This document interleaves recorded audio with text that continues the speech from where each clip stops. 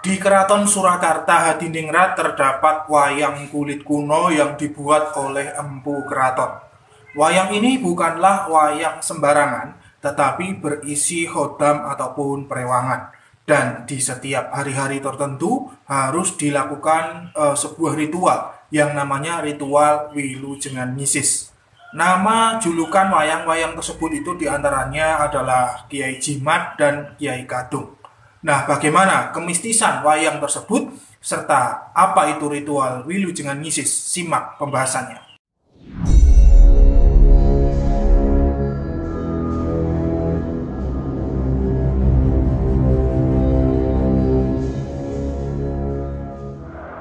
Assalamualaikum warahmatullahi wabarakatuh. Hamdan wa syukran lillah. Selamat datang, selamat berjumpa kembali para pemirsa sekalian di channel Spiritual 21 Investigasi Supranatural Tanpa Batas.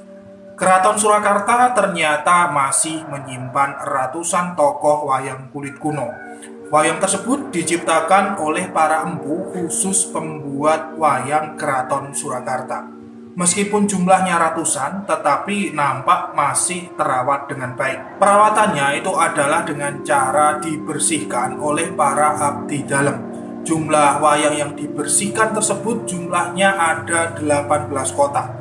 Satu kotaknya itu berisi ratusan wayang kulit. Jadi dalam pembersihannya itu bukan hanya satu ataupun dua orang saja, melainkan ada beberapa orang. Dalam melakukan pembersihan wayang tersebut bukan sembarangan dibersihkan, namun dengan tata cara ritual khusus yang disebut dengan ritual Wilujengan Nyisis. Hal itu karena tokoh-tokoh pewayangan tersebut itu dihuni oleh sosok khodam bangsa halus ataupun makhluk halus. Wayang-wayang tersebut mempunyai nama ataupun julukan di setiap kotaknya. Di antara adalah kotak wayang Kiai Jimat, kotak wayang Kiai Kadung, Kiai Mangu, Kiai Katong, Kiai Kanyut, dan lain sebagainya. Dari sekian banyak kotak-kotak wayang tersebut, yang paling tua itu adalah kotak wayang Kiai Jimat. Wayang Kiai Jimat ini dibuat oleh Empu Cermo Pranatas, yaitu pada zaman keemasan Sultan Pakubuwono II Keraton Kartasura abad ke-17. Pada saat itulah wayang kulit memang mulai dirawat dan disimpan dengan baik, pemirsa. Perawatannya pun itu tidak sembarangan orang, melainkan ada petugas khusus yaitu para abdi dalam yang memang dilatih secara khusus untuk merawat wayang kulit tersebut. Kemudian selain satu kotak wayang Kiai Jimat, itu ada satu kotak wayang yang ukurannya itu paling besar dari wayang-wayang yang lainnya, yaitu yang dijuluki dengan kotak wayang Kiai Kadung. Wayang Kiai Kadung ini diciptakan oleh Empu Bagus Roang itu pada zaman Sultan Pakubuwono IV kisaran tahun 1808. Ritual Wilujengan Nyisis. Dalam melakukan prosesi ritual Wilujengan Nyisis wayang kulit tidak bisa dilakukan di setiap hari, namun harus memilih hari-hari tertentu. Hari yang dipilih itu adalah hari Senin Pon. Kemudian selain hari itu juga harus memilih yang namanya wuku. Wuku tersebut yaitu harus jatuh pada wuku alit dan wuku ageng, artinya wuku yang kecil dan wuku yang besar dalam khasanah ilmu falak Jawa. Khusus untuk wuku ageng yang dirituali itu hanya dua kotak saja, yaitu yang bernama kotak wayang Kiai Jimat dan Kiai Kadung, kotak wayang yang paling tua dan yang paling besar. Untuk 16 kotak lainnya itu dirituali pada waktu wuku alit alias wuku kecil. Tahap awal dalam prosesi ritual Wilujengan Nyisis tersebut yaitu pada malam harinya para abdi dalam yang memang bertugas itu menjalani ritual tirakatan pungon, pemirsa. Tirakatan pungon itu adalah melakukan perilaku spiritual tidak tidur semalam suntuk.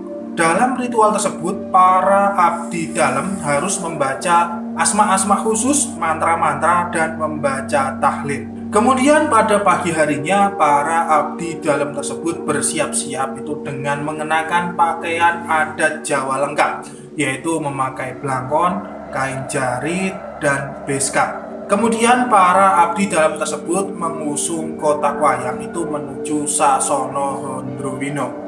dalam mengusung kotak wayang tersebut itu tidaklah sembarangan, melainkan persis seperti orang-orang mengusung jenazah ketika mau dikuburkan. Kotak wayang tersebut juga dilindungi itu dengan sebuah payung khusus, yaitu Song Ageng. Kemudian setelah sampai di lokasi, lalu tidak lantas langsung dibuka lalu dibersihkan. Lokasi tempat ritual ngisis tersebut itu harus disiapkan secara khusus, yaitu sebelumnya disiapkan kain mori panjang mengitari keempat soko guru itu membentuk huruf U. Kemudian setelah itu 2 kotak wayang tersebut ditaruh di tengah-tengah kain mori yang membentuk huruf U itu. Lalu para abdi dalam lantas duduk mengitari 2 kotak wayang tersebut. Di tempat itu sebelumnya itu sudah disediakan aneka sesaji khusus, diantaranya adalah bunga setaman, nasi tumpeng, ingkung ayam panggang, ketan merah, ketan putih, dan 1 sisir pisang raja. Kemudian juga dibakari dengan yang namanya buhur ataupun kemenyan yang harum baunya. Kemudian pemimpin ritual itu merapal asma-asma, mantra-mantra khusus, doa-doa khusus, lalu para abdi dalam yang lain itu mengamininya. Lalu kemudian diambillah 3 tokoh wayang itu yang paling tua usia dan keilmuannya, yaitu Bathara Guru, Bathara Candra, dan Kanaka Putra. Ketiga tokoh wayang tersebut lalu ditancapkan itu pada soko guru bagian atas, kemudian diikat dengan tampar. Tepat di bawahnya itu diberikan sesajian khusus. Kemudian setelah itu satu persatu tokoh wayang kulit itu dikeluarkan dari kotak itu untuk diolesi minyak wangi khusus pengawet kulit. Kemudian diusap dengan kain, lalu digantungkan itu di kain putih yang berbentuk huruf U itu. Sisa tokoh wayang lainnya itu dijajar di meja besar itu yang sudah disiapkan. Kemudian setelah kurang lebih 2 jam lamanya, lalu wayang-wayang tersebut dimasukkan kembali ke dalam kotak dan dikembalikan ke tempatnya di Sasono Lembisono, Sasono Pusaka, Kraton Surakarta. Nah, pemirsa sekalian, 2 kotak wayang Kiai Jimat dan Kiai Kadung tersebut hanya boleh dimainkan di dalam keraton saja. Dalangnya pun itu bukan sembarangan dalang ya, tetapi harus putra dan putri dari Raja Kraton Surakarta. Harinya pun juga harus hari-hari yang khusus, yaitu hari-hari tertentu yang sudah mendapatkan palilah atau izin dari Raja Keraton. Diceritakan ada suatu kejadian aneh terkait wayang keramat tersebut.